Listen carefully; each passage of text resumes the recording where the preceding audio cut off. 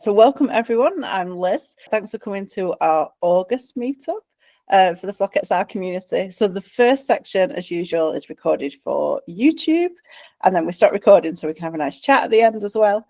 Right, so I'm going to start by passing over to Tracy to get the meetup started. Thanks very much, Liz. So for those of you who are new to the community, Flock XR is a free 3D creation tool for young people from around the age of 9 to 14 plus. So Flock XR allows young people to create their own interactive 3D projects. We've designed it based on research and on our own experience working with young people, so it appeals to a really wide audience. So you can find Flock XR by going to flockxr.com and clicking on Create with Flock XR up there in the top right corner. So have a go, it's lots of fun. And if you want to access the development version, you can get in touch with us through the website and you can see what's coming in the future. Okay, so this next slot is where each month I choose 2 of my favourite projects that were created by somebody other than me. And this time I'm going to highlight the use of Flock XR with some different user communities. So that screenshot on the left is from Catherine Elliott's article on using Flock XR with students with social, emotional and mental health needs. So Catherine put together a really thoughtful article on her experiences, which I definitely recommend reading. And her work was supported by the Foundation. And then the image on the right, or the video on the right, was created by our work experience student who's studying art. So this was different from the projects we featured last week, which were students who are studying computer science. So it was really interesting to see where she took Flock. So I really love the sophisticated colour palette, much more sophisticated than anything I've ever created in Flock, and this real sense of depth and 3D that you get in this project. So these projects really showcase the range of different ways into creating with Flock XR. And then what are we up to? A bit of a spotlight on what we've been up to over the last month. So I think last month, one of the projects I highlighted was Becky's big project that she created to push the limits of Flock XR for the features that we use in our Year 7 unit of work. So she did a really great job. She managed to break Flock XR in a few ways. So I worked on fixing those issues, as many of them as possible. And then we've planned the remaining issues into upcoming tasks. And this is part of our work for the UK Games Fund grant, where we're stabilising our core functionality for the next release. Okay, so this month I'd really like to do a contributor highlight. So we've had some excellent contributors working with us. So Caleb Hindus has worked with us as a summer intern. He got quickly up to speed and contributed some really useful preparation work to support the Flock XR user interface and blocks being translated into different languages. And he worked on the really tricky task of making sure materials get deleted in Flock when they're not used. And this is really important for making sure Flock XR doesn't use too much memory. So a big thanks to Caleb and good luck with your future studies. And I'd also like to welcome Zishan, who is with us on the call today, who has joined the project recently. So Zishan is a current PhD student who's working for us as a contractor to deliver tasks for our UK Games Fund grant. So Zishan has previous experience with Scratch and with the Godot games engine, as well as experience working with young people and in education. So Zishan will be working on improvements to the visual tools, or gizmos as we call them in Flock XR, and has already made some contributions. So welcome, Zishan. It's great to have you on the project, and we're really looking forward to lots more excellent work from you. And now I'm going to hand back over to Liz. Okay, cheers, Tracy. Okay, so I thought we'd start with a quick look at some of the other things that we've been working on in August. So this month we've grown our library of 3D characters to give users some more choice in the style of character they use within their projects. And also we got some really great feedback from Alan Sue on the last community meetup call in July. And we're introducing more skin tones in the character skin properties palette, and also adding a specific skin tone block as well to the Flock XR toolbox. So that will be really accessible throughout the whole project creation. We've also grown our library of scenery objects as well. But we're really keen that we maintain the balance between having some pre-built models in Flock XR to get going quickly, and also making sure that young people have the skills they need to do their own 3D modeling, using gizmos, using the code blocks, and manipulating the 3D shapes within Flock XR as well. And then coming up, so in September, looking forward to September, as part of our NLNet grant, we're doing our first user testing workshop in Salford. And then we'll be working to implement all the feedback and all the observations from that session. And we're also super excited because we're doing a FlockXR virtual field trip as part of our work with the Metaverse Standards Forum. So that's coming up in September too. As for our UK Games Fund, so September will see us working largely on the gizmos that Tracy mentioned earlier. So the visual scene design tools. So you can see them there on the picture underneath the FlockXR canvas.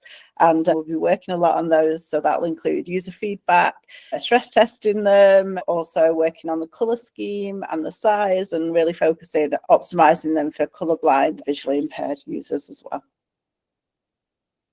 Okay, this slide, so we are growing. We are a growing community. So FlockX has now been used in 51 countries. And, thank you so much for all of your incredible support to make it happen. Like every time you use social media to share about your use of FlockX, or you mention FlockX at a conference or a meeting, or like a million other ways you shout about FlockX, you're helping to grow this fabulous, like inspiring, creative global community. And we just think that's pretty amazing. So thank you so much. And speaking of social media, so we're now posting on Instagram through our Flip Computing account. And so that'd be a good opportunity to say, like, if you're not connected with us on social media, like it'd be really, really fab to connect up. So as well as Instagram, you'll be able to find us on LinkedIn and on YouTube as well. And we also have a FlockXR community on Discord. So details of how to join that are on our flockxr.com website. Okay, in Rebecca's absence this month, I just want to remind you that FlockX has got a structured unit of work as well. It guides you through every step of the way and making like completely awesome projects. So you can find more about that and how to purchase it directly through our website, and it's flockxr.com. Okay. Right, so we have a special guest again this month. So this time it's Phillip Spalding, who is a computing education specialist. And Phillip is going to talk about his recent use of FlockX in some schools, I believe. So over to you. Thank you. Well, thank you. I've actually used FlockXR now in 3 different educational settings: 1 independent school, 1 state school, and 1 summer school where we were teaching Chinese students who are in Cambridge, basically doing a 2-week educational trip where they were learning English in the morning, and we were teaching them computer animation and AI, VR in the afternoon. We had a 4-hour session with them. They picked it up really quickly. We were going to use Scratch to start off with, but because they were bringing their own devices and we couldn't have, a particular school wouldn't allow us to use their network, we were having to use basically the devices they brought. And FlockXR was one of the ones that they could actually download, so they can go back and use it in China. So we basically used some of the introductory materials that appear as part of your resources, and we developed a basically 4-hour course as part of, or 4 hours of teaching as part of the AI stroke VR sort of thing that we were doing. They picked it up really quickly. Certainly the older ones did, because we had it split by age. And we had sent across to China some vocabulary beforehand that they were supposed to familiarize themselves with.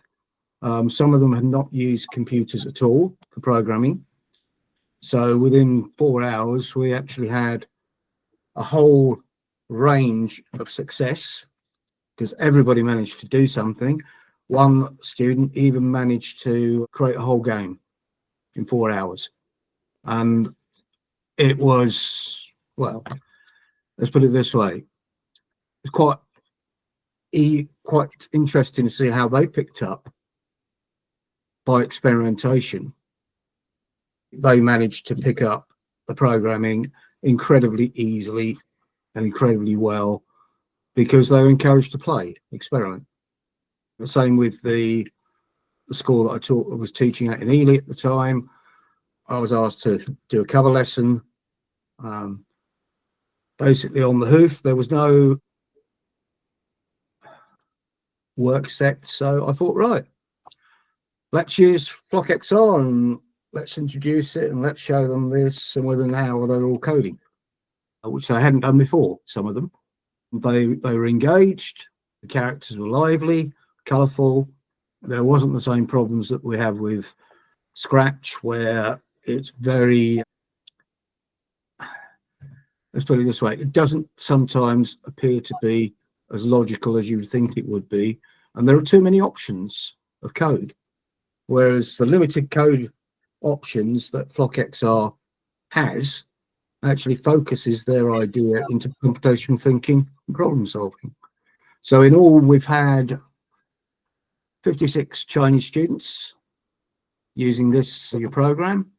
We've had, I think, me and Edie probably getting on for about 100 of various different abilities, and probably 70 in the independent school.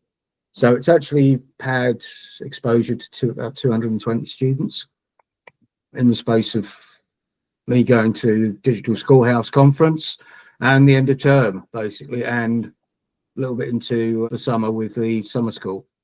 So it's proved to be a useful tool. The VR, we were demonstrating a little bit because it's quite difficult to actually teach VR with the tools that are available at the moment. So teaching digital animation skills that Flock XR basically is moving them towards, they could quite easily, with the JSON file system, they could quite easily import some of their actual products or games that they've produced straight into something that's higher.